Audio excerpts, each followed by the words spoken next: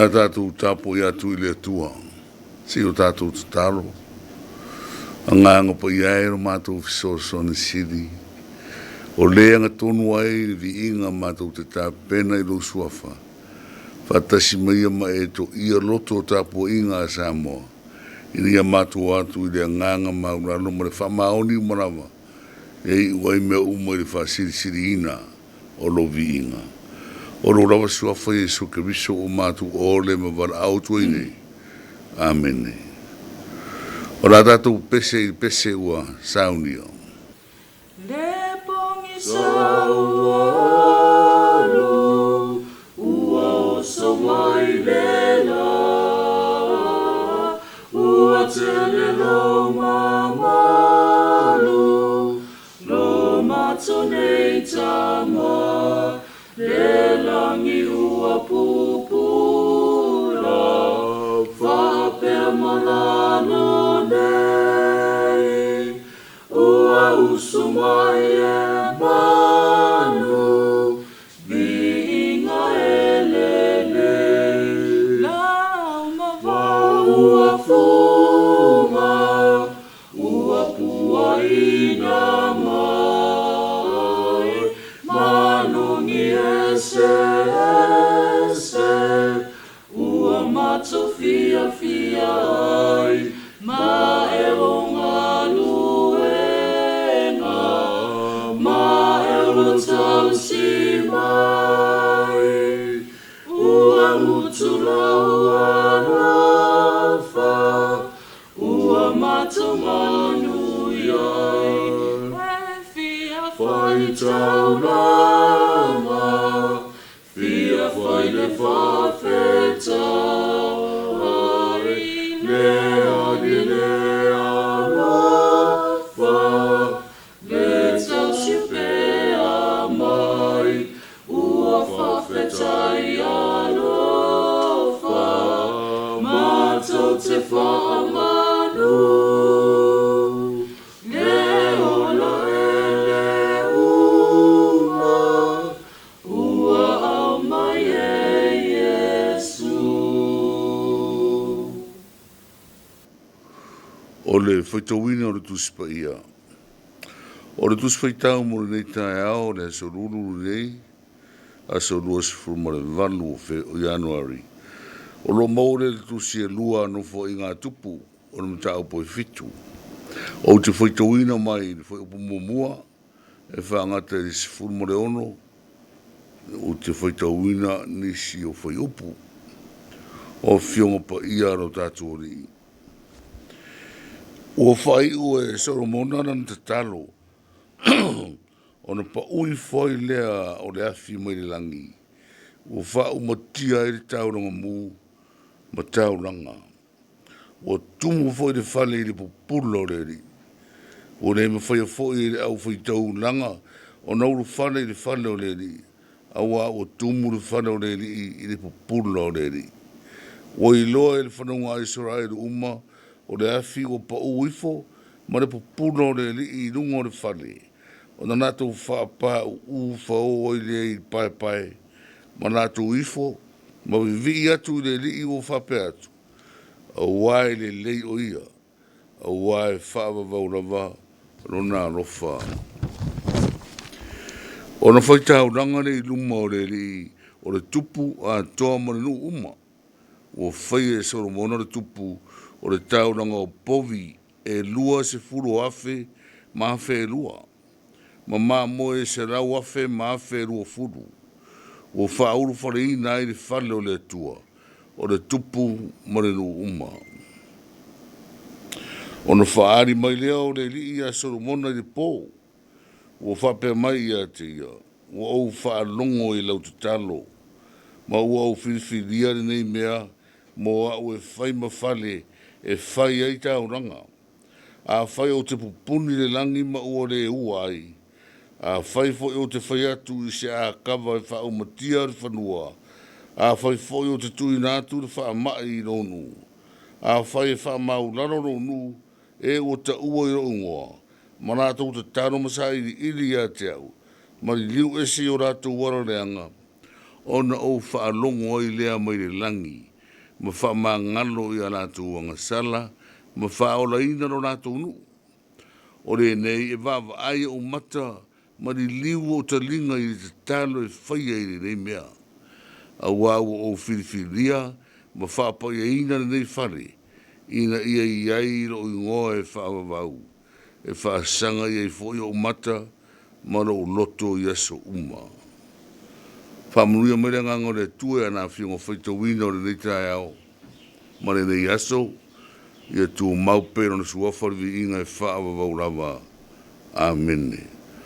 O le au tūro iai mo le soruru nei, o lo whape mai, o se tūlanga maulunga, ma le lapata inga. O se tūlanga maulunga, ma se lapata inga. Ia e lua vaenga nai au mai le tatu, mana tu au tūre nei tae au. O se maulunga, se meo si tia iai le tautua le tangata, ia po winga foi o si tangata. Ia ato ai ma se rapata inga o lo sawa i tua. O le mea maurunga le o tupu i mta upu ne e fitu. Aua o le sa whai e mta upu e ono. Le ta talo ta Solomona. O le ta talo e whapa ia mai le manu manu po le maota po le whano le tua. Ma ia whatau nuu e le tua mea tonu uma morona nuu. Israel. Pe a ta talo ai whale nei. O le te talo na matua whaia ma le au ngani, ma le loto maulalo, e tumu i whatu tua, ma le loto atu i le tua, le tupu o Solomona. Iyo e, o le te talo na le sa whaia le mta upo e ono, ai o mai le mta upo e fitu le tatu whaitau i nei. Ua mai ar te talo, ma ua tali le tua i le te talo a Tavita, a Solomona. Tua talia ma le loto whaafetai e le tua le te talo mai alana au auna o le tupu o Israelu, o Solomona fui lea. O le mea o tatou loa, le mea maurunga o si tia iai e le tua Solomona, o ia talia ina ua pa ui foreafi, mai le langi, ma wha umatia ai le tauranga. O rona uinga ua mū le tauranga. Ua wha fufonga le atua le tauranga pa ia. Na o sia e Solomona, ma rona nu. Ma ua aia foi e nu o Israelu le pupula o le ri. E matua mata utia le pupula si siresi. Pi fona wa aia e profeta Isaia. Teimina wala awina i o ia. O se pupula na matua tau le me whaia i e tangata, o na o i to tonu o le manu manu, o na ua talia i le tua, le te talo na whaia ma le loto, e Solomona. Ia o le angangana na o le mea maurunga ua tatu wa aine iai. Mea maurunga ua si itia iai, e le tua rana tangata. Ai o le ana le lapata inga. O le rapata inga o lo sauru vaenga, muri o le vaenga le tusi whaitau na tatu whaitau ina nei. A whaiwa mū le lātou tauranga. Ia lātou whai e pe whapena. Ia lātou fia. E osi le tauranga ma le whamaoni. Awa ua iai ma le whamasinonga o tui o lātou ruma. Whawhepea le whamaoni nisi taimi. Whawhepea aru le osi e tua ma le whai e tua, ai te o to ifo ni tupua i rumanai. O le lapata inga na, e saura wale ami o tonu ma le alofa o le tua, e sau foi mana na whamasinonga, ina ia tū mauri tangata, i le alawa o le ami o tonu e peo na whatino ina, a whaiwa a mata i se tarafia fia na mata upuru ne fitu, e ta taua, o na whai uai, ma ola i pea, ma soi fua i pea nu, a wae whape nafoi, o na lofa pea, ma lofa muti vane, ma lofa e whawa vaule atua, i ona tangata, Samoa e, o lea fo i le tu o lalo o le tara le lei i le nei tae ao mo le nei aso tātou uo i le atua tātou whaitau ranga tātou ta talo maturi vai i le atua e maisi o le tau amatanga o le tātou whainga malanga o le nei tau sanga tātou uo whaatasi ma le atua au ni o tātou uo i so tātou marosi po so tātou ata mamai e whao ngā upu e tātou te tau te tālai au arava i tātou uo maro tātou mauti noa o whama ite le atua upu i o tātou ngutu tātou te ole atua i a te ia i mea tātou te mo mia mo le manuia o si o tātou atunu arofangia e le atua le nei aso i fufuanga ma whātataunga ia e maise foi a o mai le pō tātou te maro lo ma le whire mu o le atua tātou te tāro Haftai tele le tua i ro lofa mo ro wanga le dei ia Samoa. Mātou ai a fōi ni tai ao le mātanga o fio na o fio. Ina o tō mai ti munga o wanga e whasu suai le whunga ele ele. Maritonga wau o le sami e whawhanga ina i fōi o mātou vai tafe. Ia e maise o le tangata mai mātou uma o lau whanau. Tā ua le timu ia i mātou umatai tō tasi.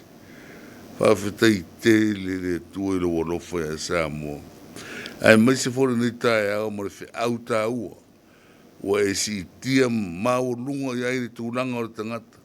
Ina o ta tāno atu maturi vai ma le wha maoni ma le loto maurano ma le whātua tua i lau o fio. E te whaia me siri mo le nuu. Whapena fona mātou wā ungani i lau o fio ma le tataro ma le loto maurano. A lofa mai le tua ia Samoa i rana whoraunga o le tausanga wa amataina.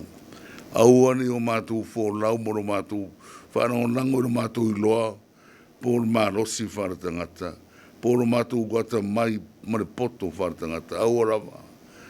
Ia mātou whanango lango i manatu ma upu ma mafau faunga tō mai e lau pule. Ina ia mape nao na mātou ole atua i lau o fio. E te talia i mātou. Ia mātou maua le loto maurano. Ia whengarangare ai ma whe oi oi ai. Ia mawhana whana mawhutanga i tonu a inga. Tonu nuu, tonu e kāne sia. Ai maise foi tonu le maro. I upu whai tonu le pāre mene. Lau au na pāre mia ma sui uma le pāre mene whamanuia. Lau o fio, au whai tonu. Ina ia manuia le nei atunu whamanuia. Ia arofangia furi tāpo i te tāro le kāne sia. So se whata whai tāuranga. Ia arofangia tangata anu o Samoa i te tono nuu mainga. Ia i le alofa e te whamanuia. Te ngā ruenga tauati nai te tono a inga. Wāne manuia lau tele o a inga ma whanau. Mai se foi o nuu ma e kāne sia. Arofangia foi nisi o tu nuu. O nuu ti mea fantasi marinei tu nuu. Whamanuia ro ratu wāna rofa mai i a Samoa. Whamanuia ro tere marito tere o whawhanga mau mai i nisi o tu nuu o ratu o mauare nei whasera raunga. Whamanuia i rātou i lo rofa. Arofangia le ofisa whasera raunei o le 2AP ma le TV iwa. E ala tuai lau tara le lei so situri manu o Samoa mai o whanongonongo mai. Whamanuia lau o whaingaruenga nei i rātou mau pēa le manosi ma le whamaoni tau tua i nai le atu nuuna i so se mea. Mātou mana tua e o iai whanoanoanga ono o le malanga le maliu mo le oti. Whamaisi ma whamawhanaro o nganga mo i rātou. Ia arofangia nei foi aso mo le nei vai aso. Ia le alofo rau fio i fufuanga le maro ma e kare sia. Ma isi o wharaputonga tu ma oti. Whamanuia au mātu tua i tonu nuu ma inga pa ia tu eire whire mu o rau fio. Sa auri fui nai a mātu whanau le a enga o a onga. Ia rātou maua le marosi. Pui o rātou o langa i o aoanga le lei. Siri o rātou māta tau i lau o fio. O le amatanga o le poto siri mo le poto moni. Mātou te taro whamangaro mai lava Samoa. Tere taimi mātou te o seai mai rau o fio. Tere taimi mātou te whaangaro mo le mawhau I lau o fio le tuae. Whamangaro mai no mātou vai wharatangata. Ao mātou te taro ia, e rawa suafo I sure li whaoro.